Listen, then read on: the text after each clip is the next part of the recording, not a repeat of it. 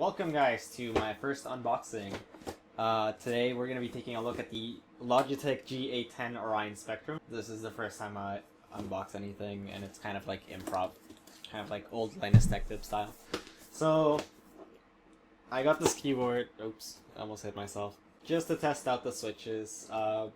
There was a recent keyboard release that I'm also interested in reviewing, but this is what I had accessible, and it's kind of the same concept. The switches are shorter depth, which should improve total clicks. You can do in a second. Without much further ado, let's get into it. I didn't catch that. Fucking Cortana doing random shenanigans. So, as you can see, the product is completely new, so I actually don't know what's inside it. It looks like a fairly standard keyboard box, which means it's probably going to come inside another cardboard wrapping that is not coming out easily. Switch specifications are 70 million key presses with an actuation distance of 1.5 millimeters, an actuation force of 45 grams, so basically the same as Cherry Reds. Cherry Browns, I think, as well. And a total travel distance of 3 millimeters, which is what I'm really interested in, because honestly I don't see a performance improvement between the different travel distances total.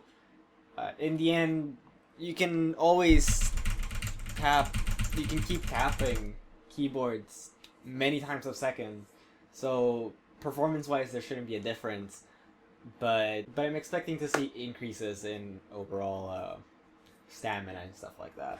So the box is fairly simple. Comes with a code for the division, which I will not show you, and I will not use. So since this is an unboxing, I won't go and talk much about the keyboard itself, aside from taking it out of the box. It comes with a manual with a weird hexagonal shape. Yeah. Oh, never mind. It's just a square manual in a octagon shape. Cable's braided, which I think is really nice. It's braided cables do seem to last longer, at least from experience even. K70 is also braided. It's probably gonna be, oh, this is interesting, it's a USB 2.0. So that means the keyboard's fairly low powered compared to, for example, the K70, which uses either a single USB 3.0 slot or two USB 2.0 slots. That's fairly interesting. And here we are. So the keyboard's pretty slick, black, glossy finish on the sides, which I can't say I'm a fan of. Glossy just never works really well. Two height adjusts, which could be interesting. I do like mine with a slight curve upwards. No wrist rest, which is a shame for the G810. Then again, I don't use the wrist rest very much, and for example, my first keyboard didn't have a wrist rest, so it's not something that is necessary in every gaming keyboard. It does seem to have an LED for the Logitech logo. I wonder if that's also RGB controllable.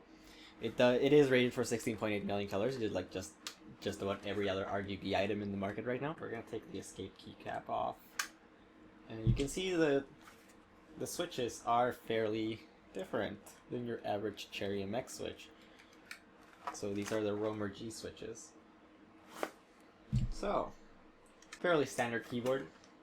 Doesn't look much different than your Steel Series keyboards or your Cooler Master Rapid Fires or quick fires, whatever they're called in these days. And yeah, so that's the unboxing, and stay tuned for my review on the full keyboard, my experiences with it, and also for a more OSU-centric review of the keyboard, whether it actually can affect performance in any way, or if it feels more comfortable or whatever. Just more OSU oriented specifically. Well guys, thanks for watching, and tune in next time for more content.